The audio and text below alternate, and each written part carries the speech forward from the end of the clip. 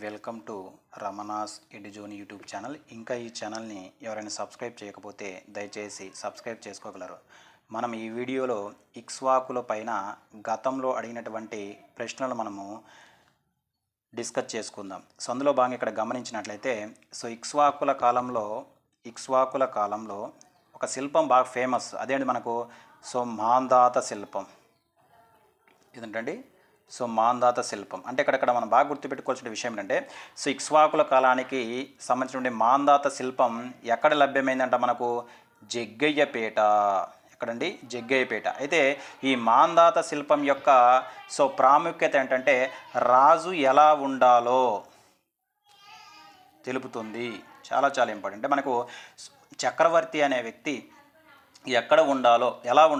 చక్రవర్తి అనే వ్యక్తి ఎలా ఉండాలో తెలిపే మాంధాత శిల్పము ఎవరి కాలానికి సంబంధించిన మనకు ఇక్ష్వాకుల కాలానికి సంబంధించిన గుర్తుపెట్టుకోవాలి. అయితే ఈ మాంధాత శిల్పం ఎక్కడ లభ్యమైందంటే మనకు జగ్గయ్యపేటలో లభ్యమైనట్లుగా మన ఎగ్జామినేషన్ పాయింట్ ఆఫ్ వ్యూలో గుర్తుపెట్టుకోవాలి. అదేవిధంగా మన ఇక్కడ ఇక్ష్వాకులు అనగానే మనకు గుర్తురావాల్సిన విషయం ఏంటంటే నిర్మాణాలపైన శిల్పుల పేర్లు, అదేవిధంగా సంవత్సరాలు చెక్కే అంటే మనకు ఇక్ష్వాకుల కాలంలోనే మొట్టమొదటిసారిగా నిర్మాణాలపైన శిల్పుల పేర్లు, అదేవిధంగా సంవత్సరాలు మనకు సంవత్సరాలు చెక్కే సాంప్రదాయం కూడా మనకు ఇక్ష్వాకుల కాలంలో మొదలైనట్లుగా మనం గుర్తుపెట్టాలి. అదేవిధంగా మనకు ఇక్ష్వాకుల కాలంలో మేనత్తల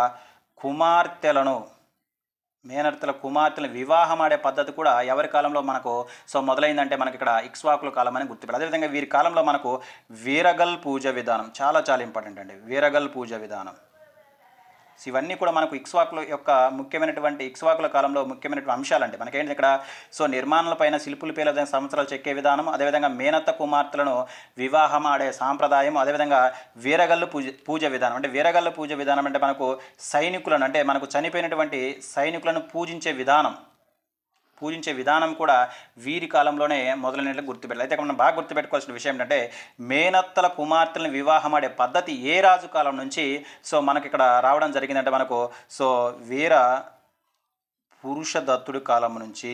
చాలా చాలా ఇంపార్టెంట్. అంటే మనకి ఇక్కడ వీర పురుషదత్తుడు మొట్టమొదటిసారిగా మేనత్తల కూతుర్లను వివాహం ఆడే సాంప్రదాయం తీసుకొచ్చినట్లు మనం ఎగ్జామినేషన్ పాయింట్ ఆఫ్ వ్యూలో గుర్తుపెట్టుకోవాలి.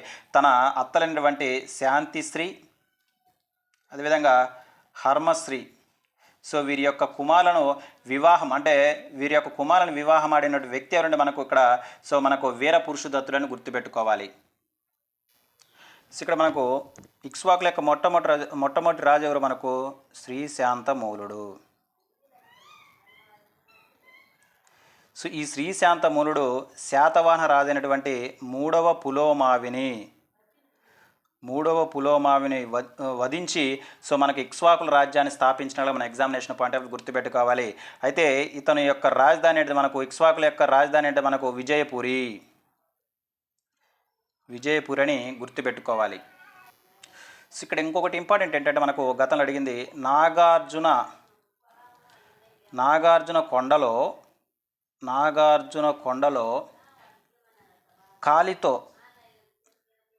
కాలితో శివలింగాన్ని తొక్కుతున్నట్లు ఒక శిల్పం లభ్యమైందంట. అంటే ఆ కాలితో తొక్కుతున్నటువంటి రాజు ఎవరు మనకు వీరపురుషదత్తుడు. అంటే ఇక్కడ మనకు నాగార్జున కొండలో వీరపురుషదత్తుడు కాలితో శివలింగాన్ని తొక్కుతున్నట్లుగా శిల్పము లభ్యమైంది. అది ఎక్కడ లభ్యమైందంటే మనకు నాగార్జున కొండలో లభ్యమైన ఇక్కడ బాగా గుర్తుపెట్టుకోవాల్సిందంటే నాగార్జున కొండ అనగానే మనకు ఏ రాజ్యం గుర్తు రావాలండి? ఇక్ష్వాకుల రాజ్యాన్ని గుర్తు రావాలంటే మనకి ఇక్కడ వీరపురుషదత్తుడు కాలితో శివలింగాన్ని తొక్కుతున్నట్లు శిల్పం ఎక్కడ బయటపడిందంటే మనకు నాగార్జున కొండను గుర్తుపెట్టుకోవాలి. అదేవిధంగా మనకు మాంధాత శిల్పం ఎక్కడ బయటపడిందంటే మనకు జగ్గయ్యపేటలో బయటపడినట్లుగా మనం ఎగ్జామినేషన్ పాయింట్ ఆఫ్ వ్యూలో గుర్తుపెట్టుకోవాలి. గతంలో మనం చెప్పుకోవడం జరిగింది ఇక్ష్వాకుల కాలంలో ఇద్దరు స్త్రీలు ఇక్కడ మనకి ఇక్ష్వాకుల కాలంలో ఇద్దరు స్త్రీలు బౌద్ధ మతానికి విశేషంగా కృషి చేస్తారు. అందులో భాగంగా ఇక్కడ మనం బాగా గుర్తుపెట్టుకోవాల్సిన రెండు ఇంపార్టెంట్ బిట్లు ఏంటంటే ఇక్ష్వాకుల కాలంలో ప్రముఖంగా వీరపురుషదత్తుని కాలంలో ఎక్కువగా బౌద్ధ మతానికి కృషి చేసిన వ్యక్తి ఎవరంటే మనకెవరు? ఉపాసిక బోధిశ్రీ. ఉపాసిక బోధిసి ఎక్కువగా. అదేవిధంగా మొట్టమొదటి మహిళ ఎవరంటే మొదటి మహిళ ఎవరు అంటే మనకు శాంతిశ్రీ. సో ఇది చాలా చాలా ఇంపార్టెంట్. అంటే మనకి ఇక్కడ 2 బిట్లు ఏంటంటే, ఇక్కడ మనకు వీరపురుషదత్తుని కాలంలో బౌద్ధ మతానికి మొట్టమొదటిసారి కృషి చేసిన వ్యక్తి అంటే మనం ఎవరికి చెప్పుకోవాలి? శాంతిశ్రీ అని చెప్పుకోవాలి. అదేవిధంగా ఇక్కడ మనకు ఇక్ష్వాకుల కాలంలో లేదా వీరపురుషదత్తుని కాలంలో సో బౌద్ధ మతానికి విశేషంగా ఎక్కువ కృషి చేసిన వ్యక్తి ఎవరంటే మనకు ఉపాసిక బోధిశ్రీ అని గుర్తుపెట్టుకోవాలి. మనకి ఇక్కడ ఇక్ష్వాకుల కాలంలో సో బౌద్ధ మతం అనగానే మనకు గుర్తురాల్సిన 2 మహిళలు ఎవరంటే సో శాంతిశ్రీ, అదేవిధంగా ఉపాసిక బోధిశ్రీ. ఇక్కడ మనకు నాగార్జున కొండ.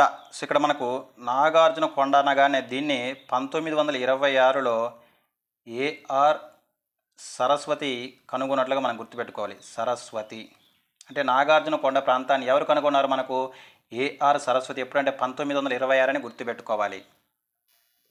సో నెక్స్ట్ క్వశ్చన్ కానీ మనం గమనించినట్లయితే యహుబల శాంతమూలుడు.